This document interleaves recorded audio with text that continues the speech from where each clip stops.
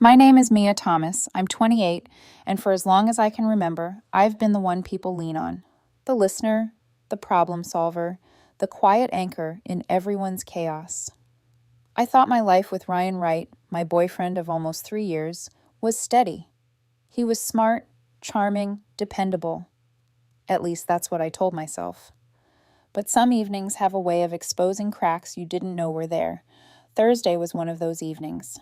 I was sitting at the Willow Bar, a place I'd been coming to since college, nursing a gin and tonic while catching up with my friend Evan, who was animatedly complaining about his latest work project. It was just another ordinary Thursday, or at least it started that way. The dim amber lights glinted off the polished wood tables, the low murmur of conversation blending with soft indie jazz playing overhead. I was mid-laugh at something Evan said when my phone buzzed. I glanced down. "Staying at Sarah's tonight. Project ran late. Don't worry, I'll be home tomorrow afternoon. Love you." I froze. My eyes drifted from the message to the bar, and then slowly, painfully, to Ryan, who was literally 15 feet away, laughing, carefree, chatting with someone else. My blood ran cold, because Sarah, his so-called best friend he was supposedly visiting, was sitting right across from me, laughing at a joke Evan just made. She'd been there the whole evening. In that moment, the world seemed to tilt on its axis. My mind snapped into that cold, calculating mode people warn you about, but never fully believe exists until you need it. "Okay, Mia, time to figure out what he's hiding." I showed Sarah the text. Her face flickered from confusion to disbelief to horror in the span of seconds. "What the actual hell?" she whispered, eyes wide. "I haven't seen Ryan in weeks, and I definitely didn't make plans with him tonight." I felt my stomach tighten. Hurt would come later. Right now, there was only the sharp edge of betrayal and the need to understand just how deep it went. I tapped a reply. "Say hi to Sarah for me." Then I turned off my phone. Evan leaned closer, curiosity written all over his face. "What are you doing?" "Finding out who he's really with," I muttered, my voice low, clipped. 20 minutes passed. My phone was still off, but Evan's screen lit up like a Christmas tree. Missed calls, frantic texts. My heart raced. Ryan's panic was almost palpable, even from afar. The messages he had sent while pretending to be on a business trip were still scrawled across the screen. "Evan, it's not what you think. I'm at Sarah's. Why are you blowing up my phone?" The layers of his deception were collapsing in real time. I could feel the betrayal stretching across months, maybe years. Little lies piled on top of each other until they were towering, untouchable. Until one text from the wrong number shattered it all. When I finally powered my phone back on, 67 missed calls glared at me. 67. And the texts weren't just frantic. They were performative, manipulative, desperate, all at once. My chest tightened, and yet, amid the chaos, a small, detached part of me, the part that always observes before it reacts, couldn't stop thinking, "Good. Let's see how this plays out." That night, I didn't call him. I didn't reply. I simply watched, measured, cataloged every sign of guilt and panic as Ryan attempted, ineffectively, to juggle lies. By the time I got home, I had screenshots, cloud backups, and a gnawing clarity. This wasn't just a lie about a business trip. This was about everything: trust, commitment, and a carefully hidden life that wasn't supposed to intersect with mine. The next morning, I decided I had to confront him. But the confrontation wasn't just about catching him in the lie. It was about claiming space for myself. I entered the apartment we supposedly shared, expecting warmth, expecting the familiarity of our shared life. Instead, I found evidence of Ryan's solo living. Bills in his name, unopened letters addressed only to him, subtle signs that I had been a guest in what he called our home, but was really his secret domain all along. My heart thudded. Anger and disbelief tangled together. I realized suddenly just how much of myself I had invested in someone who was essentially hiding behind a facade. I confronted him there and then. Ryan tried the classic moves: shaky voice, feigned innocence, excuses, half-truths. "I was at a workshop. I didn't want to worry you. It's not what it looks like." His words bounced off the walls, empty, hollow, meaningless. And then, the first real crack in his armor. A name flashed across his phone screen as I reached for it. Elena. Everything clicked. The late-night texts, the secretive smiles, the little stories that never added up. Elena wasn't a client. She wasn't a colleague. She was her. The other woman. Ryan had been juggling two lives, and I had been blind to it. I felt my pulse spike, the air itself seeming heavier, thicker. Every lie he had spun, every betrayal, coalesced into a single, horrifying truth. The man I thought I knew, the one I had shared years with, was living a double life, and I had just caught the glimpse of the other half. I held his phone higher when he tried to snatch it. "If she's just a client," I said, voice low, controlled. "You've got nothing to hide. Let's see it." He faltered. The color drained from his face. He stammered. I didn't care about tears or excuses anymore. This was reality, and I was seeing it with eyes wide open. In that moment, I realized something crucial. It wasn't just the infidelity. It was the entitlement, the arrogance, the complete disregard for my presence and our shared life. And the hardest part? I had given him every chance, every benefit of the doubt, and he had exploited it. I walked out of that apartment that night with a cold clarity I had never felt before. Ryan had a choice. I had mine, and mine was simple. I was done letting someone else's lies define my world. As I stepped into this cool night, I took one last look back. The city lights reflected off the pavement, the distant hum of traffic mixing with the echo of betrayal. This was just the beginning. The next morning, I sat in the quiet apartment I actually paid for, the one I thought we were sharing, and replayed the night over and over in my mind. Every text, every laugh at the bar, every casual glance Ryan had thrown at the world while hiding a secret from me. It all felt like shards of glass. Sharp, dangerous, impossible to ignore. I grabbed my phone and began scrolling through the screenshots I had taken, each one a nail in the coffin of the illusion I had been living. There was the text about staying at Sarah's, and then the half-hearted attempts at deflection when he thought I wouldn't notice the other messages. And there it was again, Elena. Ryan had been texting her constantly, juggling conversations like a magician, keeping multiple balls in the air. Only I wasn't fooled this time. I showed the evidence to Evan, who had been an anchor throughout this, the calm observer as I processed the betrayal. His eyes went wide. "Mia, he's been playing you," he said softly. "It's not just lying about where he is. Look at this. This is a full-on secret life." I nodded, trying to breathe past the tight knot in my chest. The truth was heavier than I expected. Not only had he lied about his location, but the apartment, the money, even the mundane little routines we shared. He had been keeping me out. I hadn't just been lied to, I had been erased from the life he wanted to live. That evening, I decided it was time to confront him. I walked into the apartment, keys in hand, my pulse a steady drumbeat in my ears. The place smelled faintly of his cologne, too familiar, too intimate for something that wasn't truly ours. I found him scrolling on his phone, oblivious, or pretending to be. "Ryan," I said, my voice even, controlled, though the words burned like fire leaving my mouth. "We need to talk." He looked up, startled. "Mia, hey, what's—" I cut him off, phone in hand. "Stop. I have everything. The texts, the locations, the lies. Who is Elena?" He swallowed hard, eyes darting away. She's just a friend. I laughed, short and sharp. It echoed through the room, catching him off guard. "A friend? Ryan, do you know how many just friends text you at 2 a.m. with emojis and planning secret meetups? Because I do. And I also know you've been living in that apartment solo, pretending it's a shared space. You haven't contributed to the bills. You haven't paid rent. You've been living a lie for years, and I've been blind to it." He opened his mouth, stammered, tried to explain. I didn't want you to worry. I thought it would be easier this way." I felt my chest tighten. Easier? Easier for whom, Ryan? "It was easier for you," I said. "Easier for you to have your cake and eat it too. But not for me. Not ever. And I'm done pretending." He looked shocked, but the shock didn't soften the truth. I had been meticulous, patient, methodical in gathering evidence, and now the dam had broken. He was no longer the charming man I thought I knew. He was the architect of his own deception, and I was finally seeing the blueprint. Ryan tried to grab his phone, but I held it high, tilting it just enough to reveal Elena's name and time-stamped messages. He froze. "I don't have to explain," he said finally, voice low, defensive. I leaned in slightly, cold and deliberate. "You do. You owe me an explanation. If she's just a client, a friend, a coworker, whatever, show me. Otherwise, you're done lying to me. His eyes flickered between the phone and me. For the first time, he looked small, like the man I had once loved had shrunk into someone I didn't recognize. I just didn't want to hurt you, he whispered, a tear slipping down his cheek. I thought it would be simpler. I shook my head, disbelief warring with anger. Simpler? Ryan, do you have any idea what this feels like?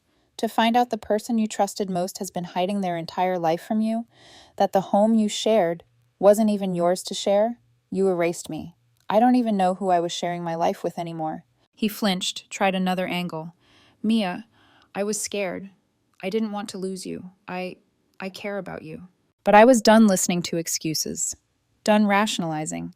Done believing in the man he pretended to be. Caring about me doesn't involve deception. It doesn't involve lying about where you are, who you're talking to, and what you're doing. It doesn't involve treating my trust as disposable. The room felt smaller, suffocating, and yet I felt a strange clarity. Betrayal had a way of cutting through confusion, of forcing you to see things you'd been avoiding. And I saw him now, Ryan, deceitful, manipulative, and entitled. You've made your choice, I said, voice steady, though my hands shook slightly. I'm making mine. This ends tonight. He looked stunned, like the words hadn't fully registered. I didn't give him another chance to respond. I left the apartment, taking a deep breath of the crisp evening air. My heart was pounding, adrenaline and rage mingling, but underneath it all, a tiny seed of relief had planted itself. I was finally acting on truth. I was reclaiming my life. Walking home, I realized that this wasn't the end. It was just the beginning. There would be fallout, arguments, manipulations, maybe even attempts to pull me back into the illusion. But for the first time in a long time, I felt like I had control. Ryan had been weaving a web of lies for years, and now I was untangling it, thread by thread. The next evening, I found myself standing outside the apartment again. I didn't knock. I didn't call. The weight of the past 24 hours had already primed me for what I needed to do. Inside, Ryan was scrolling on his phone like nothing had changed, but I knew better. The calm was a facade. I could feel it radiating off him like heat from a fire you know is about to explode. Ryan, I said, voice calm but edged with steel. We're done pretending. We need to talk. Really talk. He looked up, startled, eyes wide. Mia, I cut him off, holding up my phone. These are the texts you didn't want me to see. Elena, 2 a.m. messages, apartment bills you never shared. Ryan, it's over. He laughed nervously, that same old charm that used to make me melt. Mia, it's not what it looks like. I didn't want to hurt you. I shook my head. Stop. Every excuse, every lie, every story you've spun, it's all falling apart in front of me, and I'm done letting you twist reality. Ryan's face shifted. Panic, desperation, then anger. He tried the classic manipulation. Tears, shaky voice, accusations that I was overreacting, being controlling, unfair. You're blowing this out of proportion, he said, voice rising. I was trying to protect us. You don't understand. I felt a twinge, a fleeting hesitation, but only for a moment. The clarity that had been building over the last day surged forward. I knew exactly who I was dealing with. A man who had become addicted to the illusion of control, who thought his charm could overwrite accountability. Protect us? I said, my voice low, deliberate, each word slicing the air. Ryan, you were protecting yourself. You've built an entire secret life while pretending I didn't exist. Do you know what that feels like? He swallowed, eyes darting nervously. Mia, please, I can explain. I can fix this. No, I interrupted. You can't. You've been fixing this your way for years, and it's been one lie piled on another. You've had every chance. You've chosen your lies over me, over us.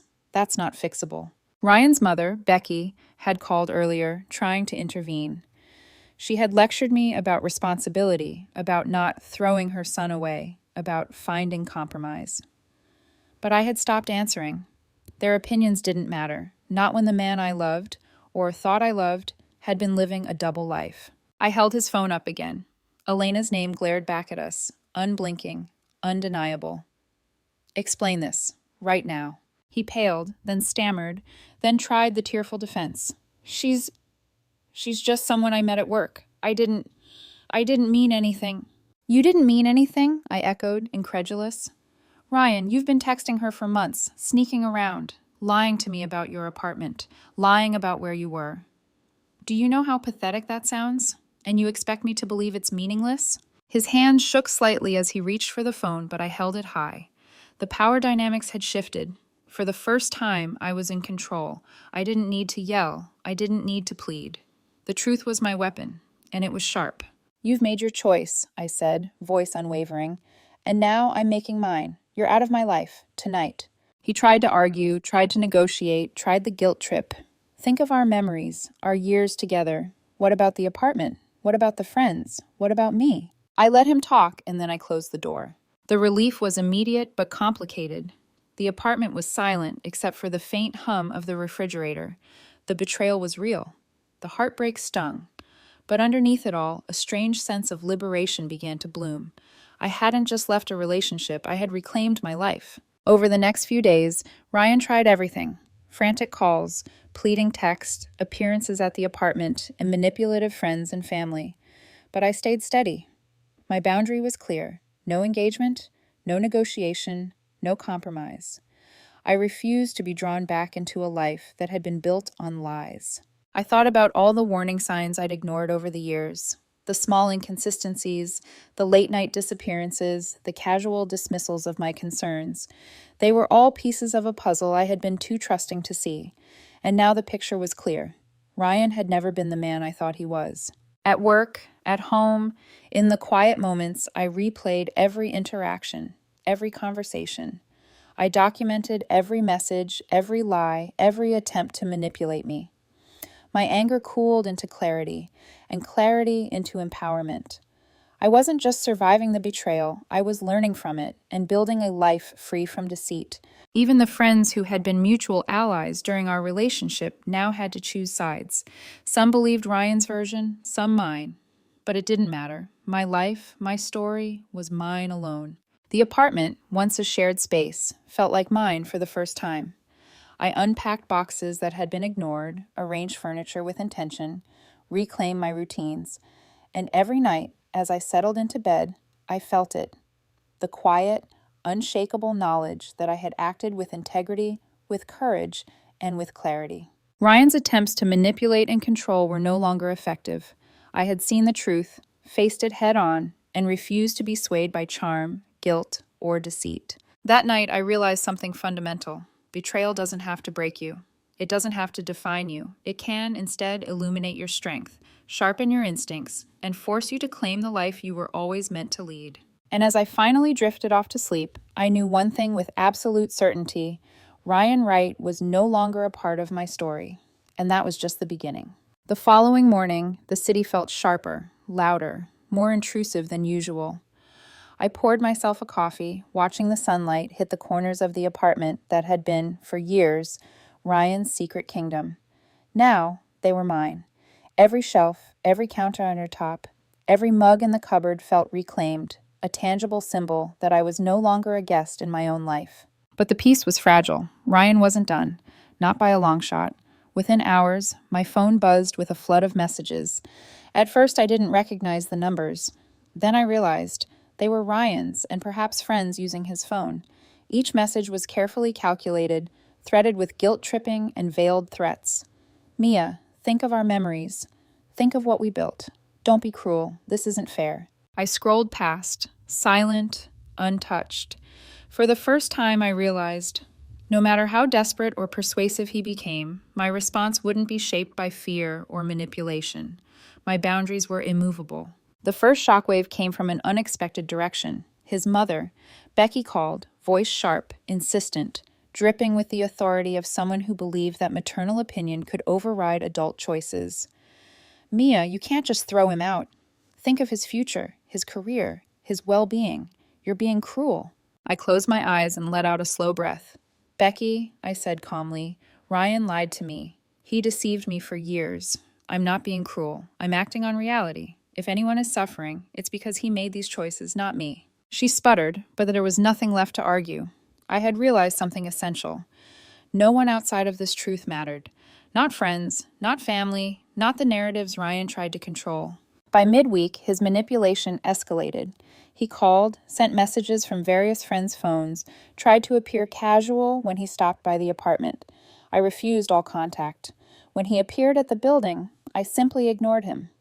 The building's concierge eventually understood my boundary. No access, no engagement. The entitlement, however, reached new heights. He began trying to claim what he had never paid for, financially or emotionally. Mutual friends were approached, subtly convinced to advocate on his behalf. Streaming accounts, shared subscriptions, the smallest pieces of shared life became ammunition in his attempt to rewrite the story.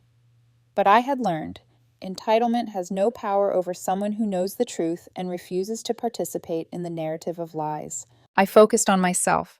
I unpacked boxes, organized my home with intention, finally sorted through the years of clutter that weren't mine to start with but had been tolerated because of his presence. Each action, small, deliberate, felt like reclaiming parts of me I hadn't realized were lost. One night I sat with Evan over wine, recounting the latest messages. He laughed, incredulous at the audacity. He really thinks he can manipulate you with emails about rent and subscriptions? I nodded. He's trying, but it's not working. I can see it now. I finally see the truth. This chaos he's trying to create isn't mine to manage anymore. Then came the letter. A formal demand, thinly veiled with pseudo-legal jargon, claiming I owed him for contributions to the apartment, emotional support, the supposed sacrifices he believed he had made for our relationship. I stared at it, incredulous. The audacity. 3 years of lies, a secret apartment, a double life, and now he wanted me to pay? I called my cousin Derek, a lawyer, who immediately read the letter, laughed, and said, "Mia, this is absurd. He has no case. You don't owe him anything. You're not an employer. You're a person who was deceived. The law doesn't operate on emotional labor." The sense of vindication was sweet, though tempered by the understanding that he might escalate further. He tried, of course. Calls to workplaces, appearances at coffee shops, attempts to intercept me at places he knew I frequented. But I had already carved my path. Each attempt only reinforced my resolve. Weeks later, I finally felt the quiet settle. The city hummed, oblivious, outside the window. I had severed the web he had spun. Friends who mattered remained. Those who were only peripheral drifted away, and I realized something profound. Betrayal can break trust, but it doesn't have to break you. Ryan was still out there, weaving his stories, trying to manipulate perception, but I had already stepped out of the frame. The apartment was quieter, the routines mine alone, and for the first time in years, I slept without the shadow of his lies hanging over me. I looked at my reflection in the mirror that evening and smiled faintly. Not at victory, not at revenge, but at the clarity, strength, and self-respect I had fought to reclaim. The chaos Ryan left behind was his burden to bear, not mine, and I had finally, irrevocably, stepped into the calm after the storm. The weeks following the fallout were quiet, almost eerily so. The apartment, once a place of shared memories and hidden lies, now hummed with a stillness that felt both foreign and comforting. Each room held traces of the life I had built for myself. The furniture arranged just so, the walls bare of the shadows of deception. Every morning, sunlight poured through the windows, a reminder that nothing could hide in this space anymore. I spent time reflecting, replaying each moment with Ryan in my mind, not to dwell, but to understand. How had I missed the signs, the late-night messages, the evasive answers, the apartment that wasn't really ours? And yet, as I sifted through the memories, I realized something crucial. I hadn't failed. I had loved, trusted, and believed in the possibility of someone else's integrity. The failure wasn't mine, it was his. One evening, I met Evan at our usual spot, a small bar tucked away on a quiet street. The city outside thrummed with life, but inside we shared a calm clarity that had been absent for months. He watched me sip my drink, expression gentle. "You seem lighter," he said. I smiled faintly, the weight of betrayal already transforming into something unfamiliar. Freedom. "I am," I admitted. "For the first time, I don't feel trapped by someone else's lies. I've unpacked more than just boxes. I've unpacked the version of myself that let this happen. And now, I'm done letting him dictate anything about my life." Evan nodded. You've earned this. You've stepped out of a storm and claimed the calm. That night, I began drafting my own narrative, not for Ryan, not for anyone else, but for myself. I documented everything, not to punish, but to preserve clarity. The lies, the betrayals, the moments I had questioned my own instincts. Seeing it all in black and white was liberating. I realized that closure wasn't about an apology from him. It was about claiming the truth as my own. Social media became a quiet battlefield too. Ryan tried his usual manipulations, subtle posts, vague accusations, attempts to make mutual friends question my version of events, but I didn't respond. Instead, I curated my space, sharing pieces of my life honestly, without embellishment or deception.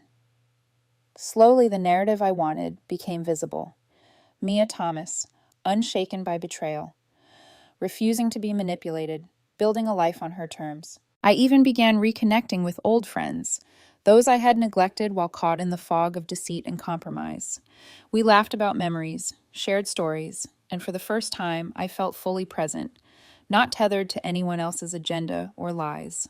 Then came the quiet moments, the ones I had feared most, waking up without Ryan beside me, realizing I didn't have to reconcile the hurt or negotiate forgiveness.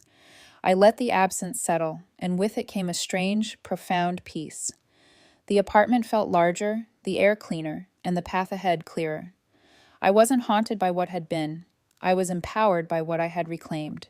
And yet, I didn't close my heart to life entirely. Slowly, carefully, I allowed myself to notice possibilities again. A colleague who made me laugh, a neighbor with a kind smile, the gentle rhythm of days lived for myself. There was no rush, no expectations, only the steady, quiet knowledge that my life belonged to me entirely. One evening, as I lit candles in the living room, I thought about Ryan and the storm he had brought into my life. Anger and betrayal still lingered, but they were tempered now by understanding. He had revealed himself fully, without remorse, without apology, and in doing so, had freed me from illusion. I whispered to the empty room, almost to myself, "Thank you." Not because he had been kind or faithful, but because his actions had forced me to grow, to see clearly, and to reclaim the woman I had almost forgotten I was. The apartment hummed softly around me, the city lights painting streaks across the walls, and for the first time in a long time, I felt truly untethered, fully alive, and ready to embrace a future that belonged solely to me. Ryan was gone. His lies, his manipulations, his betrayals, left behind, irrelevant. And in their place, I had something far more powerful: clarity, strength, and the freedom to start again. As I closed my journal that night, I knew this was the real ending. Not a dramatic confrontation, not revenge, not vindication, but quiet, personal victory. My life, my story, my rules. And for the first time in years, I smiled without hesitation.